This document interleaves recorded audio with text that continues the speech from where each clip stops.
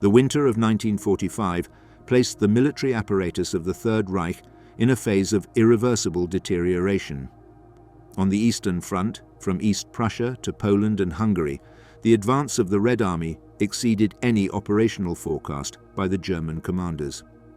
On the Western Front, from Alsace to the Rhine and northern Italy, American, British and French forces consolidated positions that made any counter-offensive unsustainable. Throughout January, February, March and April, the reduction of territory controlled by Germany modified the internal structure of the SS, which tried to coordinate operations and preserve documentation in an environment where communications, supplies, and command lines lost functionality day by day. The fall of Berlin was beginning to be perceived in every military sector, even though the Reich's bureaucracy continued issuing directives that could no longer be executed. On the 12th of January, the Vistula-Oder offensive opened decisive breaches in the east. The Soviet units advanced from their bridgeheads on the Vistula with enough weapons, armor and transportation to break through the German defenses in wide sectors. The positions in Poland collapsed quickly as communications between German units were disrupted by the loss of strategic locations. Heinrich Himmler, in his dual role as Reichsführer SS and commander of the newly created Vistula Army Group, was trying to maintain control that was no longer feasible. His command post in Schneidemühl, installed on the Sonderzug Steiermark, was operating with insufficient communications means, characterized by single telephone lines and the absence of adequate radio equipment to keep pace with the front.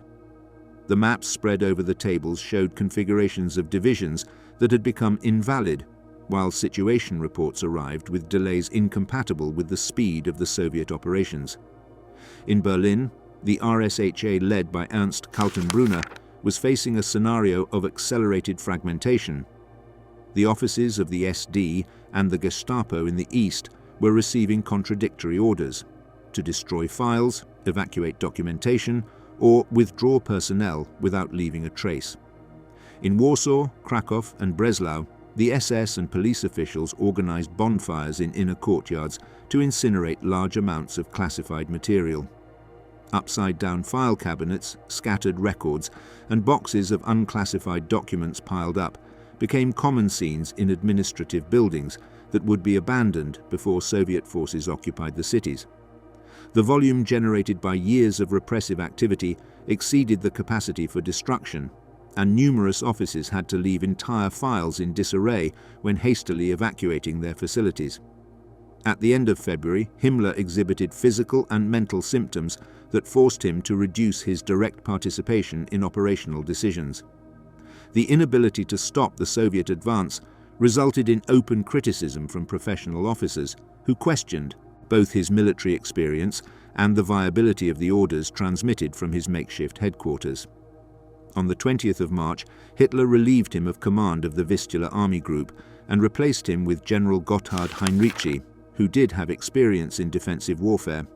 Although Himmler retained his main positions, his effective influence diminished, and the structure of the SS entered a period where internal orders began to lose coherence and effectiveness. On the Western Front, the failure of the Ardennes offensive had severely weakened the operational capacity of the Waffen-SS.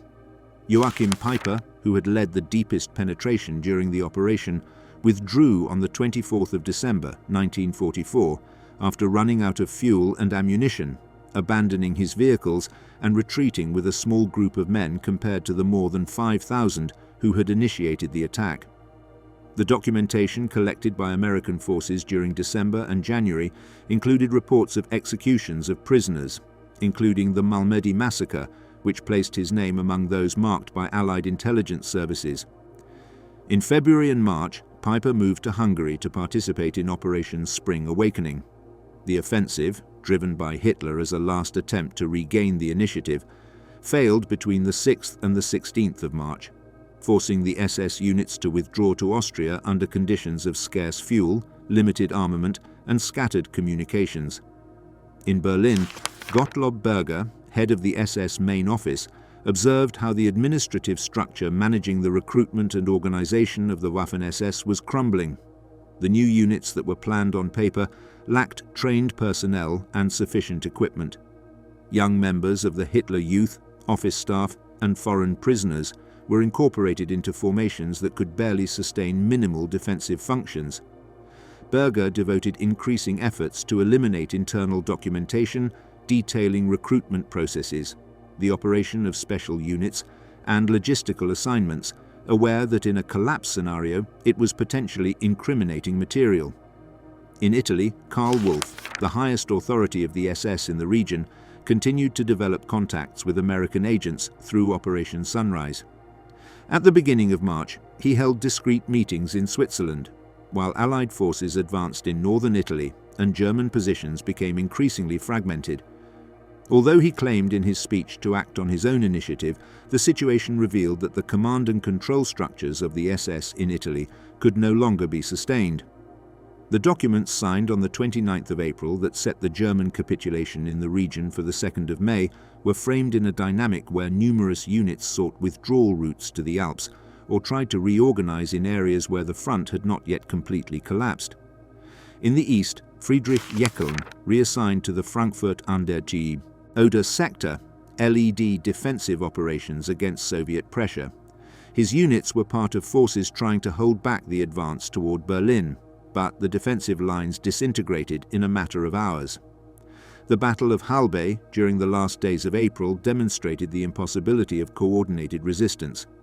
The units were surrounded in an encirclement where attempts to break through were carried out with little planning and insufficient means. Orders insisted on holding positions, but fragmented communications and a lack of logistical support reduced those instructions to mere formalities.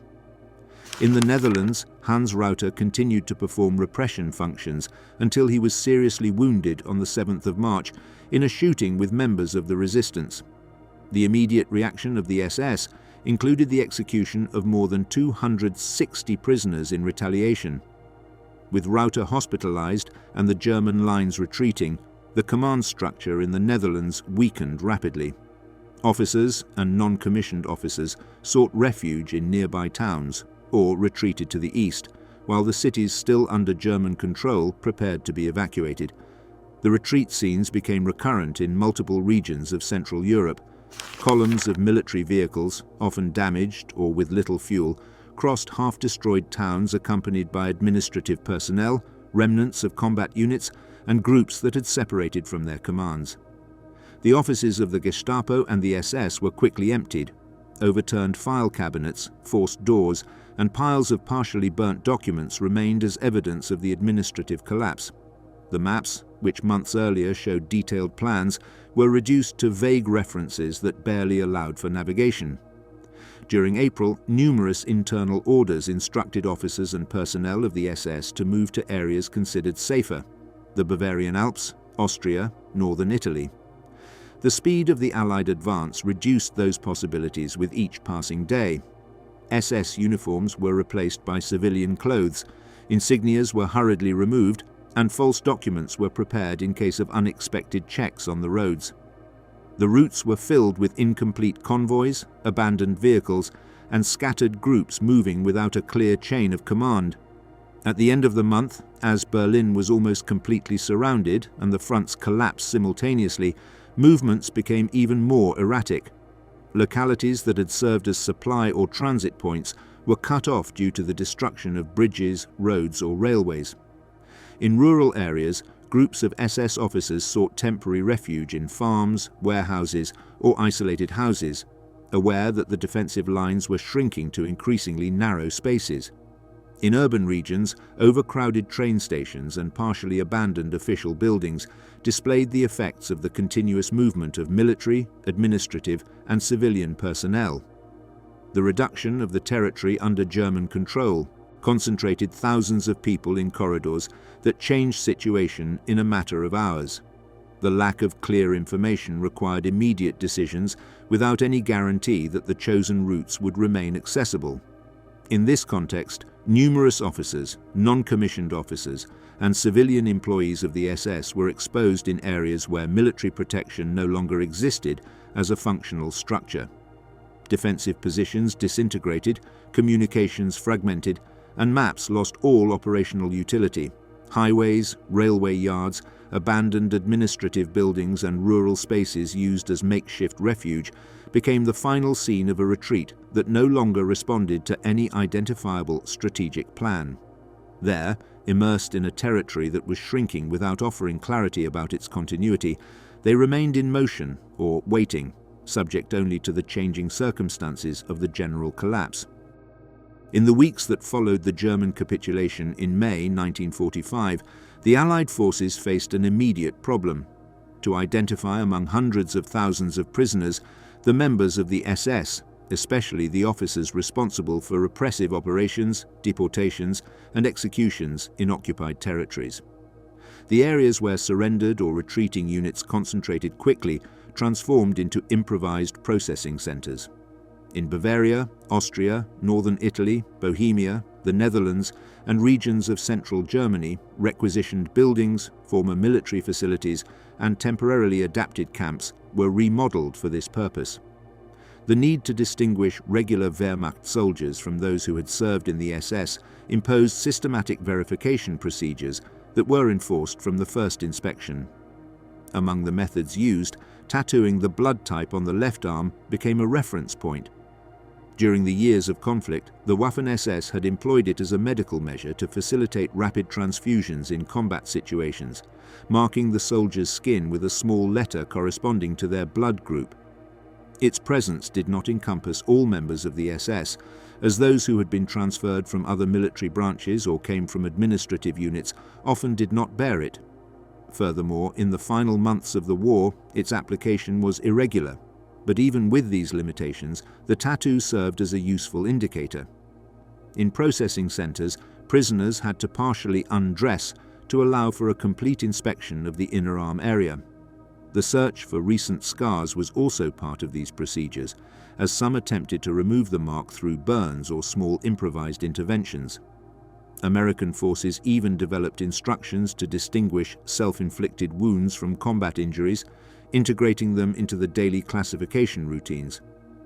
The presence of a tattoo was not conclusive evidence of membership in the SS, as some soldiers of the Wehrmacht treated in SS hospitals could have it, and certain high-ranking officers had never received it. Nonetheless, at a time when thousands of people were trying to conceal their true identity, it constituted an objective and quick reference to guide initial verifications. In parallel, the interrogators contrasted personal data, compared signatures, reviewed documents when they existed, and analyzed the correspondence between the detainees' statements and the information available in records recovered from abandoned offices. The volume of prisoners quickly exceeded the capacity of the makeshift centers. In many localities, groups of newly arrived soldiers had to wait hours or days before being processed due to a shortage of specialized staff. Translators, administrative technicians, and counterintelligence agents were working with limited resources to record the identity of each man, note their origin, declared unit, place of capture, and results of the physical inspection. In Dachau, the former concentration camp, liberated on the 29th of April, transformed into a facility where prisoners of war and SS members were processed before their transfer to other centers. The British forces, for their part, set up similar facilities in Lower Saxony and Schleswig-Holstein. The Soviets organized their procedures in Berlin, Riga, Minsk, and other cities under their control, incorporating information provided by survivors, local authorities, and documents found in offices of the Gestapo, barracks, and evacuated administrative centers in the preceding months.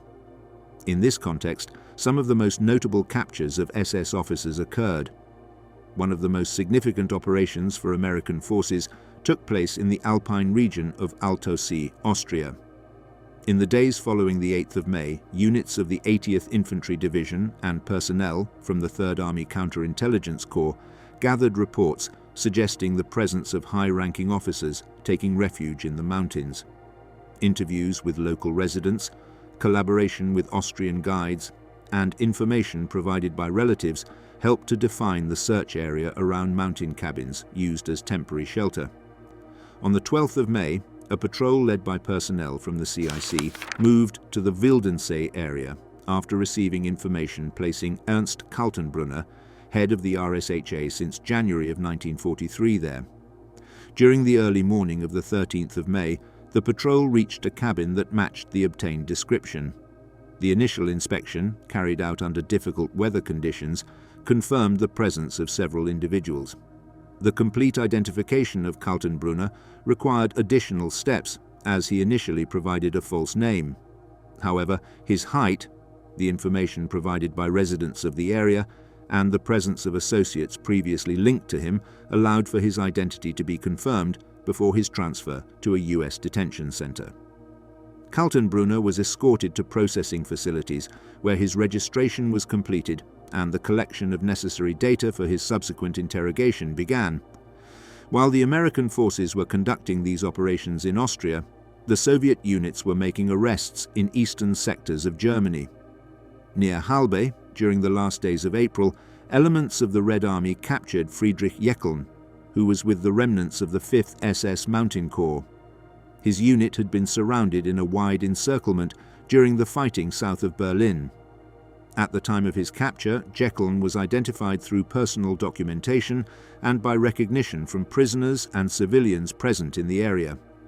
His subsequent transfer to Soviet detention facilities marked the beginning of a process that would involve extensive interrogations and the analysis of records recovered by the Soviet authorities in the territories they had occupied. In the Netherlands, the circumstances of Hans Rauter's detention differed from the previous cases. Wounded on the 6th of March in a confrontation with members of the Dutch resistance, he remained hospitalized until the end of the war. When British forces took control of the region, they verified his identity and proceeded to arrest him in the same hospital where he was receiving treatment. Rauter was subsequently transferred to facilities under British administration, where his personal data, rank, functions, performed in the Netherlands, and other necessary elements for his initial classification were recorded. In the sector controlled by American forces in Austria, the case of Joachim Peiper unfolded differently. After retreating westward in April, he moved to a private residence where he remained in the days following the end of hostilities.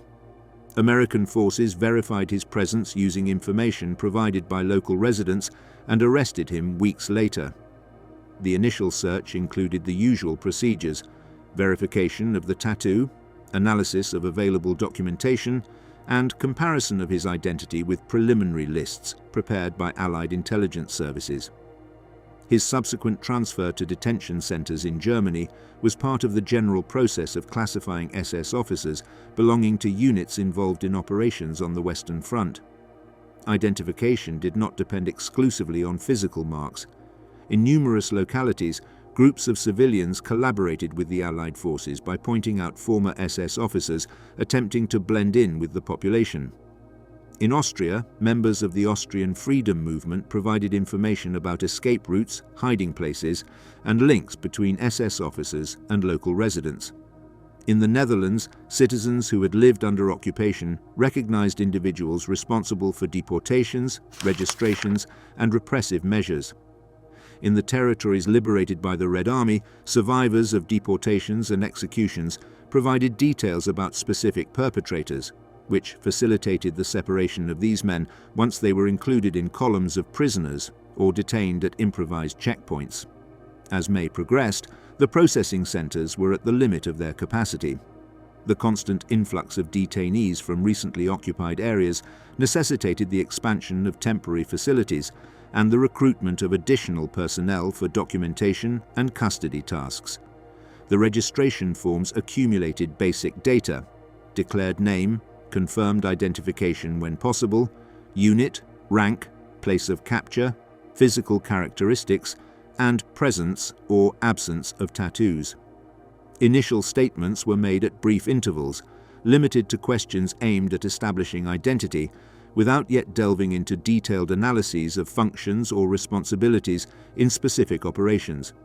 The absence of documents in many detentions complicated this process, as numerous officials had destroyed their papers before surrendering or had adopted false identities. In some cases, identification relied on individual characteristics that were difficult to conceal. The notable height of certain officers, characteristic scars, habits of movement, knowledge of languages, or physical peculiarities described in previous documents were used to confirm identities. In others, the comparison of photographs with detained prisoners became an auxiliary method, especially when it involved figures known to the Allied services. The photographic records recovered from SS offices contributed to the verification process, although their availability varied by region. By the end of May, the classification system had allowed for the separation of a considerable number of SS officers from the regular soldiers of the Wehrmacht. The provisional facilities housed those who had been identified with confirmed rank, suspected of responsibility in repressive operations, or included in preliminary lists drawn up by the Allies. These men were made available to the intelligence units responsible for determining their trajectory during the war, analyzing the recovered documentation, and establishing links between their statements and the data collected by various Allied services. With the territory already under Allied control and the identification process underway, the temporary detention centers became the starting point for a more systematic phase. Individual records, capture reports, and the information gathered in the logs would allow for the initiation of procedures aimed at verifying the accuracy of the declared identities, establishing responsibilities, and differentiating those who had a limited administrative or military role from those who had commanded repressive operations or units involved in specific actions. In that situation, the detainees remained waiting in provisional cells, subject to procedures that required coordination between different occupation zones and the review of documents recovered in numerous recently liberated territories. The first officers classified as confirmed members of the SS were taken to rooms where interrogators awaited with incomplete folders, scattered notes, and preliminary lists drawn up in the previous days. Ernst Kaltenbrunner was one of the first to be brought to one of these rooms.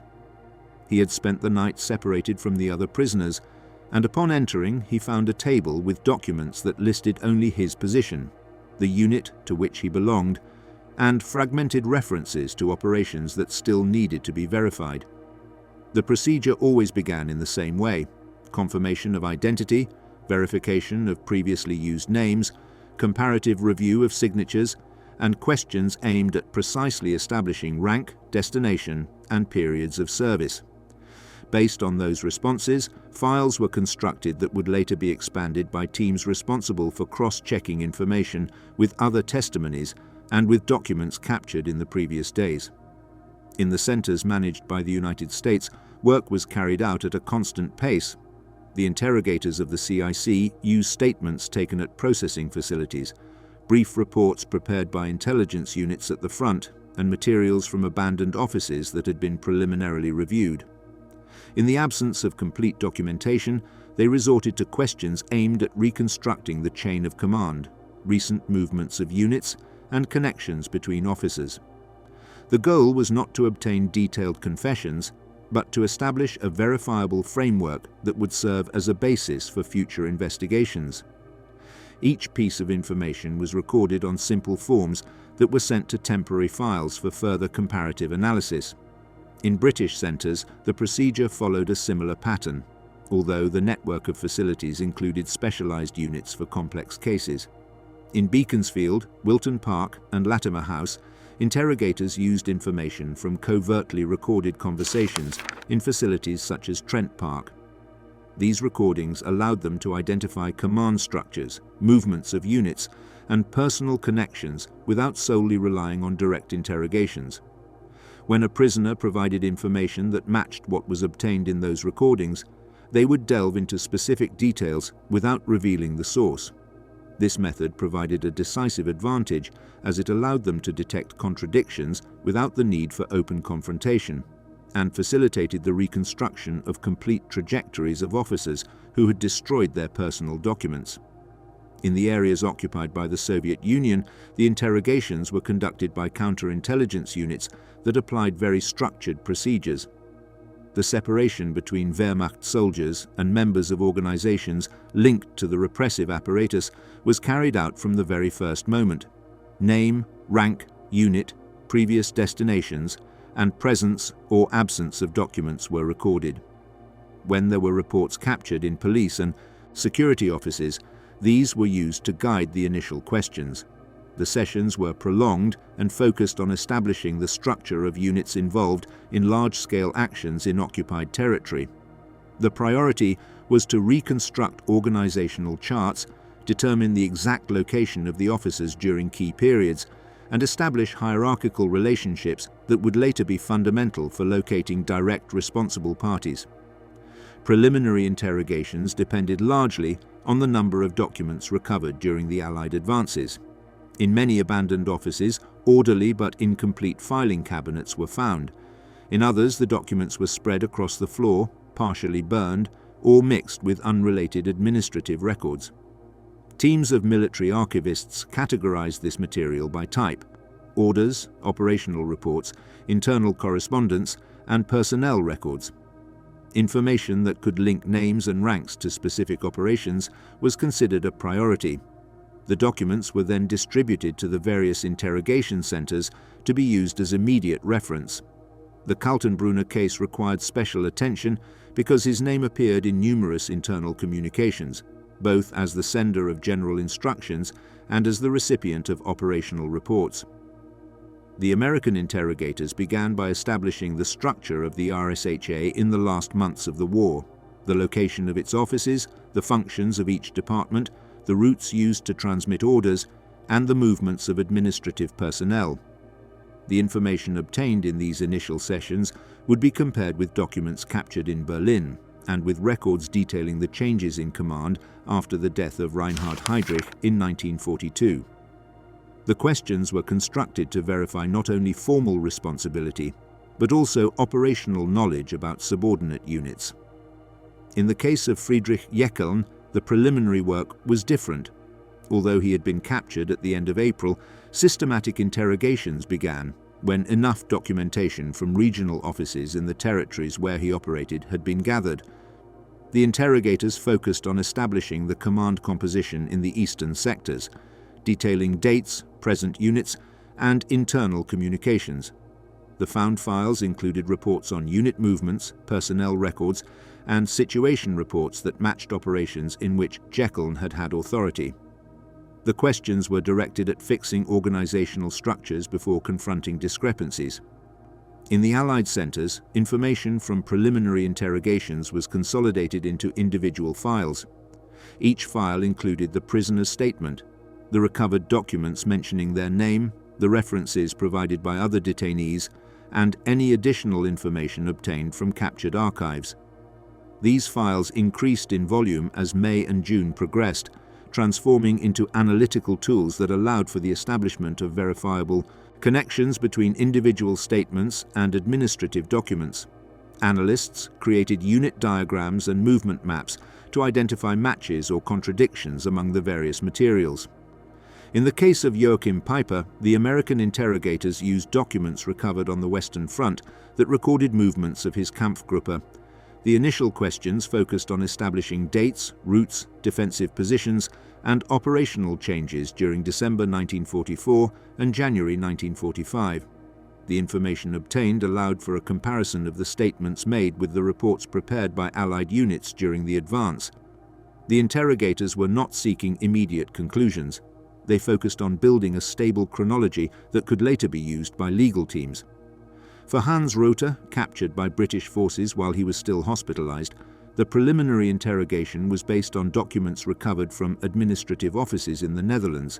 These included orders of deportation, records of forced labor, and communications regarding security measures.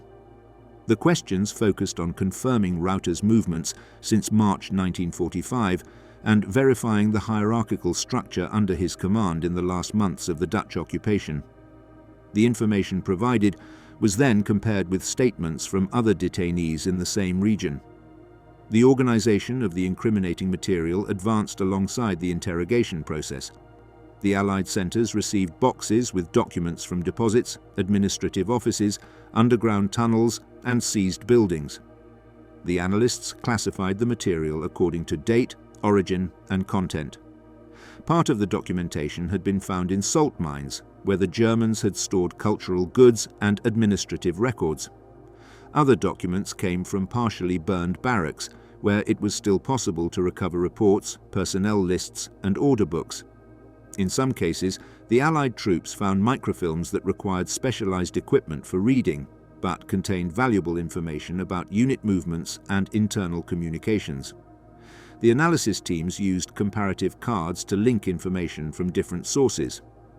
When a name appeared in a captured document, its correspondence with previous statements and lists compiled in processing centers was sought.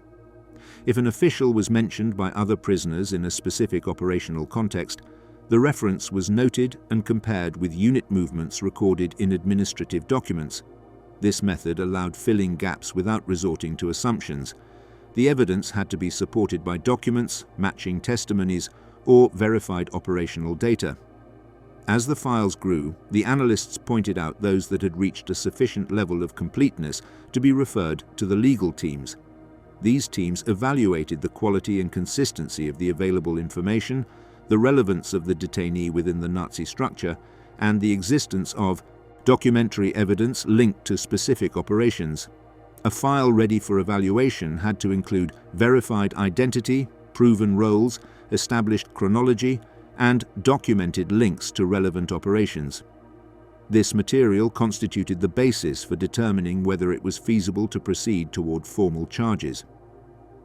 By the end of June, the Allied centers had prepared files on several hundred SS officers. The detainees remained in provisional cells awaiting further instructions, while the interrogators continued to receive additional prisoners whose preliminary processing had not yet been completed. Meanwhile, the analysts continued to classify captured documents to verify the available information and consolidate the more advanced cases. The next step depended on the legal teams, who needed to transform these files into formal processes, establish specific charges, and prepare the material that would be presented before military tribunals in the following months. With the preliminary files now organized, the Allied legal teams began reviewing the documentation accumulated during weeks of questioning and analysis. The detention centers received notifications that certain cases had been selected for formal judicial processes. The prosecutors required verified information, confirmed identity, role in the Nazi structure, dates of service, hierarchical responsibility, and documentary evidence related to specific operations. The files that met these conditions were sent to the bodies responsible for structuring the first military trials. The need for a common legal framework drove the Allied powers to coordinate. During June and July, legal teams from the United States, Britain, the Soviet Union, and France exchanged drafts of legal definitions, specifying categories of crimes and criteria for individual responsibility. This work culminated in the signing of a joint agreement that established an international tribunal intended to judge the main political, military, and administrative leaders of the Nazi regime. The development of this framework allowed local proceedings in the occupied areas to progress without interfering with the main trial, which was being prepared in parallel. Among the selected priority files was that of Ernst Kaltenbrunner. His position as head of the RSHA since January 1943 involved direct supervision of the Gestapo, the criminal police, and the regime's security network. The Allied authorities gathered documentation linking his office to operational orders related to deportations, prisoner transfers, and repressive measures against civilian populations. The captured records included internal communications reflecting the scope of his functions within the German security system. The presence of his signature on key documents facilitated the preparation of the case. While the international procedures were being prepared, each occupation zone advanced with its own courts. In the territory controlled by the Soviet Union, legal teams prioritized cases linked to operations in the Baltic states and Ukraine, where mass graves and administrative records were found that allowed for linking specific officials to particular actions. Among these cases, that of Friedrich Jeckeln required a detailed analysis due to his rank and the amount of regional documentation that mentioned units under his command. Soviet prosecutors used captured administrative reports from cities like Riga and Kiev to establish a verifiable chronology of the operations carried out during his period of command. Soviet processes were characterized by their speed compared to other Allied courts. Once the necessary documentation was gathered, trial dates were set weeks in advance. the files were transformed into formal charges structured around specific units, locations, and periods. The trial format allowed for the presentation of documentary evidence, official reports, and witness statements that had been recorded in the days following the liberation of the occupied areas. The sentence was pronounced immediately after the final reading of the prosecution's conclusions, and the execution was carried out without additional delays. Meanwhile, in the area of American occupation, preparations for military trials were divided into two levels. The first corresponded to the International Military Tribunal, intended to judge the highest-ranking leaders. The second consisted of courts organized by the United States Army in facilities adapted for that purpose. In Dachau, the former concentration camp was transformed into a judicial complex where dozens of cases related to crimes committed in facilities under German control would be presented. The use of these spaces was not symbolic. It responded to the need for large, secure facilities equipped with detention areas. One of the planned processes in Dachau involved members of units that had participated in operations on the Western Front. Among them was Joachim Peiper, whose unit had been involved in executions of prisoners of war and civilians during the winter of 1944 to 1945. The prosecutors worked with military reports compiled after the discovery of the bodies in different locations, as well as records of movements of the Kampfgruppe.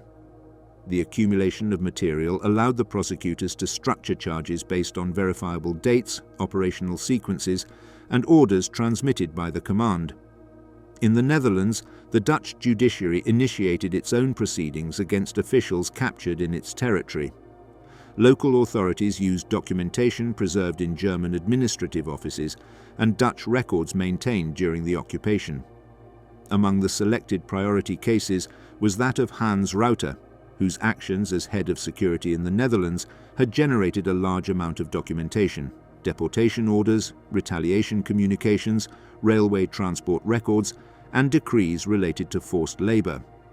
The Dutch court, established in The Hague, received the documents translated into Dutch to integrate them into the judicial file. In the British occupation zone, the procedures followed a similar model. British prosecutors used reports compiled by military units after the liberation of camps and cities, as well as documents captured in barracks and administrative offices. The judicial structure focused on those responsible for deportations, executions, and police operations in Belgium, the Netherlands, and northwest Germany. The judicial facilities adapted for these procedures had filing rooms where files organized by date and category were temporarily stored. The transition between the investigation phase and the judicial phase required coordination between the teams responsible for collecting documents and the prosecutors responsible for presenting the cases. The captured documents were classified according to their potential evidentiary relevance: direct operational, orders, situation reports, transportation lists, administrative records, internal communications, and administrative follow-up documentation. The prosecutors selected those elements that allowed them to demonstrate the relationship between the accused and actions taken by units under their authority. The hierarchical structure of the Nazi regime, well documented, facilitated this task. On the 18th of October 1945, the prosecutors of the four powers formally presented the charges against 24 high-ranking leaders of the Nazi regime at the International Military Tribunal. Among them was Kaltenbrunner. His file, compiled during the months prior, contained documentation from various occupied regions and internal records from his office. The organization of the tribunal allowed the presentation of documentary evidence, audiovisual material recorded by Allied units during the liberation, and official transcripts recovered from the regime's barracks.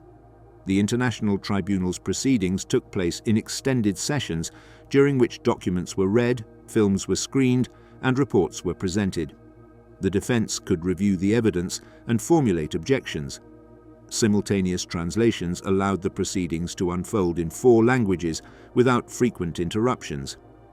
The accumulated records contained lists of orders transmitted from the RSHA, deportation reports, and documentation on prisoner movements in various camps. As the international tribunal progressed, the local proceedings held by the Soviets and the Americans continued on their own schedule. The case of Jekyll, processed in Riga, focused exclusively on operations carried out in the Baltic territories. The prosecutors presented captured administrative records from regional offices, reports on prisoner movements, and documentation detailing the operational structure of the units under their command. The sentence was pronounced after the presentation of relevant evidence and the confirmation of hierarchical responsibility. In Dachau, the American court advanced in cases involving crimes committed against prisoners of war and civilians in different sectors of the Western Front. The files included autopsies conducted by American medical units, reconnaissance reports, and records from the Allied forces that had documented the events after the recovery of the areas where the executions took place. The prosecutors structured the accusations around verifiable sequences and links between units and victims. The International Military Tribunal concluded its main sessions at the end of 1945, after months of presenting evidence and deliberation. The judges reviewed hundreds of documents, reports, and audiovisual records. The verdict against Kaltenbrunner was based on documentary evidence that structurally linked him to decisions regarding the detention system, deportation, and administration of internment sites. His guilt was determined based on charges of war crimes and crimes against humanity. By December 1945, the courts in all occupation zones had established stable procedures for the prosecution of Nazi officials. The files that had begun as preliminary records evolved into formal judicial documents that contained verified hierarchical structures, established timelines, and documentary evidence from multiple sources. The convicted officials remained in adapted detention centers, while the final administrative procedures resulting from the sentences were adjusted. The consolidation of these processes marked a point at which individual responsibility was defined in legal terms, supported by seized documentation and records prepared by the very institutions that now served as evidence. In the detention centers, the convicted remained in custody while awaiting the execution of the court decisions in accordance with the procedures established in each occupation zone. After the issuance of the first sentences at the end of 1945, the penitentiary centers under Allied administration adapted their facilities to house prisoners sentenced to death or to long prison terms. The transition from the courts to the prison blocks required a complete reorganization of spaces, personnel, and procedures. High-ranking prisoners, particularly those linked to the SS, were transferred to isolated sections where control was applied strictly. Each cell had reinforced surveillance mechanisms, constant lighting, and regular supervision by guards trained to detect attempted suicides, sabotage, or disturbances of internal order. In the Nuremberg prison, the block designated for the condemned was issued to prevent any kind of unauthorized communication. The cells were individual, small in size, and without objects that could be modified for unauthorized uses. The floors and railings were covered with metal nets to prevent jumps between levels. Access was through narrow corridors where the guards maintained continuous surveillance. A peephole and a lower panel for the passage of food or documents were installed at each door. The inspection routine included several daily checks, nighttime inspections, and assessments of the prisoner's physical condition. Life in these blocks followed a daily pattern marked by counting schedules, food delivery, basic hygiene, and limited periods for reading or writing. Correctional officials recorded on printed sheets the behavior of each prisoner, time spent studying documents, requests for paper, health conditions, reactions to medical reports, and any variation in their usual routine. This record responded to the need to maintain thorough control over individuals whose sentences involved a high risk of self-harm or disruption of judicial proceedings. Authorized visits were limited to chaplains, doctors, and on occasion, legal personnel. In some cases, the accused requested access to religious material or legal manuals, requests that were recorded in the entry and exit books of the penitentiary block. Chaplains received authorization to talk to prisoners during specified periods. The sessions were held in designated areas where a guard remained within visual range, although outside of auditory range. Reports of these visits were recorded in administrative files without including personal interpretations. The medical staff conducted periodic checkups to verify the general physical condition of the prisoner. The attention focused on visible parameters: blood pressure, body weight, signs of exhaustion, superficial wounds, and any ailments that required treatment. The doctors prepared periodic reports that were incorporated into the administrative files. In cases where the health of the convict began to deteriorate, the report included recommendations to adjust the diet or closely monitor the risk of physical collapse. In the prisons run by the Soviets, the process followed a similar pattern, although with differences in infrastructure. The detention centers in Riga, Minsk, or Kiev were buildings adapted to house individuals considered especially dangerous according to the internal classification. The cells were reinforced with additional bars and metal compartments designed to prevent any manipulation of the furniture. Surveillance included frequent shifts and strict controls of permitted items. Daily activities were reduced to the bare essentials. Records were made using a standardized template that included the time of rising, rest periods, observable behavior, and responses during official visits. In the Netherlands, where prisoners like Hans Rauter were held, the blocks designated for convicts followed a rigid control system. The cells located in Scheveningen were used for prisoners considered to be of high responsibility within the German occupation system. Each movement of the prisoner was recorded in logbooks, including transfers between buildings, legal interviews, and medical consultations. The administration maintained a detailed file that included the sentence, the date of its confirmation, the appeals, and the status of the prisoner at each phase. During the waiting period, prisoners with death sentences received formal notifications of the court's decisions. The reading of the sentence was conducted in the presence of authorized personnel and was recorded in the prison's files. Some detainees submitted appeals that were sent to higher authorities for review according to the current protocol. These requests were filed together with the original sentence. In many cases, the denial of the appeal was communicated through brief documents that had to be signed as proof of reading. Correspondence was restricted and monitored. Letters sent or received were reviewed by designated staff. The rules defined the number of letters allowed and their length. The prison records included copies of the correspondence as part of the personal file. Detainees who requested to write notes related to their legal case were provided with paper and pencil that they had to return after each use. As time went on, the death row prisoners entered a particular administrative phase: the final confirmation of the sentence by the competent authority. Each confirmation was recorded in sealed documents. This meant that future dates were under the administration of the penitentiary center. From that moment on, the prisoner was officially in a condition of waiting for execution. The responsible authorities were preparing internal protocols that defined the prior steps.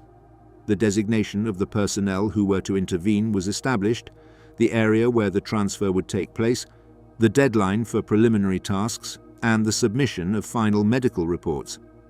The head of the center issued internal memorandums that specified the checkpoints: identity verification, inventory of personal belongings, notification to the chaplain, and confirmation of the availability of on-duty personnel for additional tasks. In some centers, spaces were set up where prisoners could receive spiritual assistance in the days leading up to the fulfillment of the sentence. These rooms included basic furniture and were located near the cells to avoid extensive transfers. Chaplains recorded the visits made without including personal assessments. The time allowed depended on the availability of custody personnel. In the days leading up to the enforcement of the sentence, the routine was stricter. Additional counts were conducted, access to materials that could alter the established order was restricted, and the frequency of nighttime supervision was increased. Correctional officers received direct instructions to maintain continuous surveillance until the facility received the final order to proceed. The entries in the guard books became more detailed, even recording the intervals of rest, the movements of the prisoner within the cell, and any variation in observable behavior. In the Nuremberg prison, where several convicted individuals remained after the international trial, The daily reports included objective data on food, sleep, and general behavior. Some prisoners requested access to Bibles or religious books, others asked for legal materials or dictionaries. Each request had to be authorized by the responsible officer and recorded in the control book. The administration kept file cabinets where administrative documents, such as copies of appeals, legal confirmations, medical reports, and disciplinary records were stored. In the Netherlands, Rota remained detained while his appeals were being processed in the courts. The case documentation remained in judicial files, but the prison record included precise notes about his routines, physical condition, and the receipt of legal documents. The administration prepared monthly reports on his general behavior, which were sent to the competent court. The passage of time between the issuance of a sentence and its execution varied depending on the jurisdiction. In some cases, executions took place a few months later. In others, the wait extended for years due to a sequence of appeals or administrative delays. In all cases, the pace in the blocks of condemned depended on the procedures established by the relevant authorities. By the end of 1945 and during the following years, the prison facilities in Europe followed this pattern. The cells remained occupied by awaiting prisoners, whose situation depended exclusively on the progress of legal proceedings. Reports continued to accumulate, describing daily routines, authorized visits, medical consultations, and receipt of documents. Time passed uniformly, marked by fixed schedules, periodic checks, and the constant supervision that defined life in the blocks designated for the condemned. In that regulated environment, the prisoners awaited the final administrative notification that marked the end of the prolonged custody phase and the beginning of the final procedure. The files completed during months of daily records were ready for internal transfer, and the correctional facilities adjusted their protocols to comply with the orders received from the corresponding judicial authorities. In the designated cells, the routine continued to be established with precision, while the staff of the facility prepared to implement the procedures corresponding to the next phase. The final orders arrived at the correctional facilities without ceremonies or extraordinary announcements.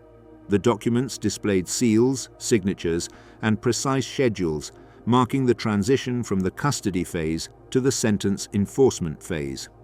In the blocks designated for the convicted, the guards maintained the same routine as on previous days: periodic head counts, lighting checks, and entries in the logbooks. The difference was only perceived in the more frequent presence of officers supervising hallways and checking lists. The convicted remained in their cells without any changes to schedules. The doors opened and closed according to the usual rhythm, while the staff awaited the instructions that would activate the procedure.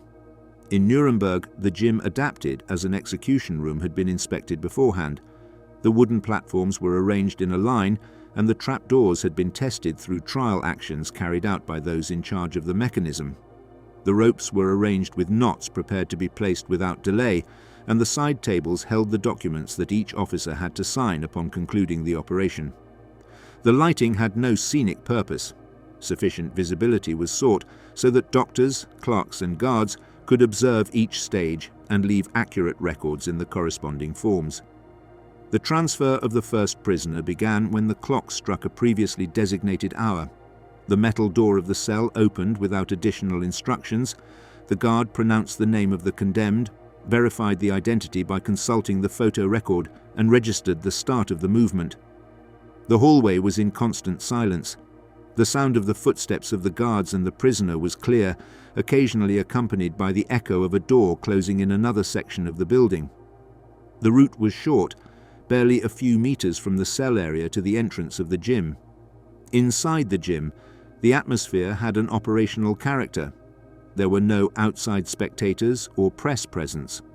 Only authorized individuals were present: the responsible officer, the doctor, the clerk, the guards assigned to the transfer, and the personnel in charge of the mechanism.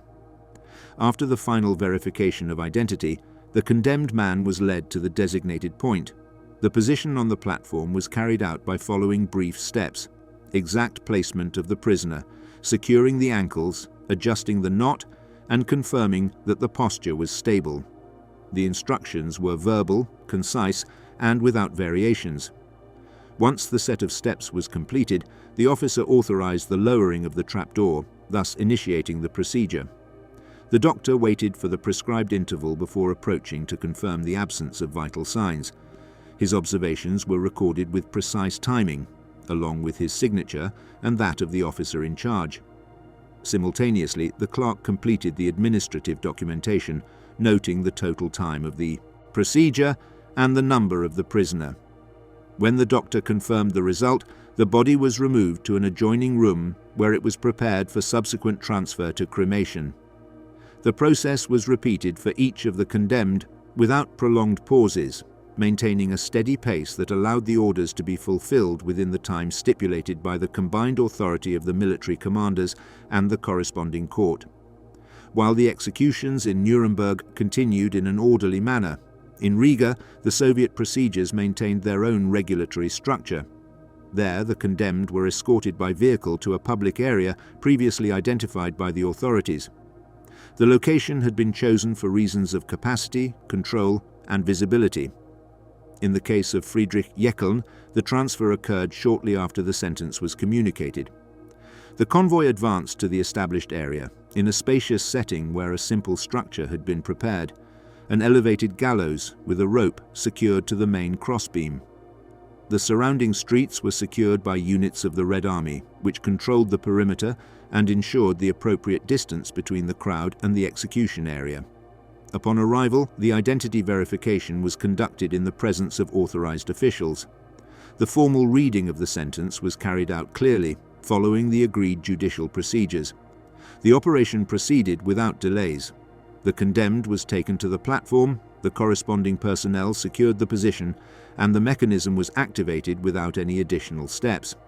The doctor designated by the Soviet authority certified the death and signed the necessary records. Subsequently, the body was removed and transferred to be disposed of according to internal regulations. These records were archived in official files preserved by the regional authorities. In the Netherlands, where Hans Rauter was held in custody after the definitive confirmation of his sentence, the procedure was carried out as stipulated by Dutch regulations. The firing squad was organized under military supervision. The chosen area, in the dunes of Walsdorfer Vlakte, was delimited and prepared in advance. The responsible team had marked the exact point where the condemned was to be situated for the procedure. Rauter was transferred from Scheveningen along a controlled route and arrived at the area accompanied by guards. After the final identification and the reading of the sentence, the condemned was positioned in the established location. The squad lined up at the standard distance, and the officer in charge gave the signal. The doctor approached shortly after to certify the death according to the protocols. The official notes were archived, and the final disposition of the body was carried out, the location of which was not disclosed according to administrative provision. In the areas controlled by the United States, in addition to the executions in Nuremberg, subsequent proceedings were carried out in prisons such as Landsberg, where several officers sentenced by US courts after the Dachau trials were detained. In these facilities, the sequence was similar: transfer from the cell, identity verification, execution by hanging according to US Army standards, and medical certification of death. Bodies, documents, and files were managed according to precise records, incorporating each execution into the judicial information system that the Allies maintained to document the enforcement of sentences. The United States military tribunals that operated in Dachau between 1945 and 1947 handed down numerous death sentences, particularly in cases related to crimes committed in concentration camps. According to the protocols, these convicted individuals were transferred to facilities designated for execution. In all cases, the operational sequence included prior inspection of the gallows, review of mechanisms, medical supervision, and presence of designated officers. After completing the execution, administrative staff was responsible for filing the official reports, which included the exact time, names of the present staff, and a brief description of the technical procedure. Cremations were conducted in authorized locations, with no existence of public burials or marking of the final location. In Austria and Germany, during the early years following the war, other executions were carried out under military or national jurisdiction, depending on the nature of the cases. Some SS officers whose files had been completed by the Soviets were executed in prisons in Eastern Europe, and the corresponding documents were kept under the custody of the authorities in each region. Although the methods used varied from country to country, the administrative pattern was constant: transfer, identification, execution of the sentence, medical certification, final report, and filing. The documentation accumulated by the Allied authorities shows that executions were recorded with a high level of detail, aiming to avoid subsequent confusion. The documents include full names, prisoner numbers, exact time of execution, personnel present, and location of the procedure. Occasionally, photographs taken after the execution were also archived, with the aim of providing verifiable evidence of the death. The uniformity of these records in different occupation zones reflects the importance that the authorities placed on documentary traceability. In the Netherlands, following the execution of Ruyter, others were carried out under the same jurisdiction. Records from the period 1945 to 1949 indicate that the Dutch procedure maintained a consistent pattern in the execution of war sentences. Transfers were made from prisons such as Scheveningen, the firing squad was organized in designated areas, and the doctor certified the result, documenting it in official papers that were part of the National Judicial Archives. The bodies were transferred immediately, and the final location of the remains remained publicly unidentified, following provisions aimed at preventing the use of graves as meeting points. In the Soviet areas, the process was equally systematic. After sentences such as that of Jeckeln were carried out, other officials were transferred to execution sites, selected by the military authorities. These processes followed the same sequence: transfer under escort, verification of identity, reading of the sentence, and execution by hanging or shooting as appropriate. The Soviet records contain clear information about dates, personnel present, and medical certifications. Just like in other countries, the bodies were removed and disposed of without public knowledge of their location. The correspondence between the different systems shows that, despite differences in methods and environments, the executions followed solid administrative patterns: identification, compliance, and recording. These elements ensured that the closure of legal proceedings was documented accurately and without room for later interpretations. The traceability of each case was maintained without interruption, from the preliminary questioning to the completion of the final phase. In each installation, once the sentence was fulfilled, the bodies were immediately moved to cremation or final disposal areas defined by the authorities. The records included, as authorized, notes about the time when the remains were delivered, their administrative destination, and the confirmation of the closure of the file. In most cases, the creation of marked graves was not allowed, and the final locations remained under state or military control. As the sentences were carried out between the end of 1946 and 1949, the judicial files of the SS officers captured in 1945 were formally closed. The authorities filed the documents in military and civil records, where they were integrated with materials from investigations, interrogations, and trials.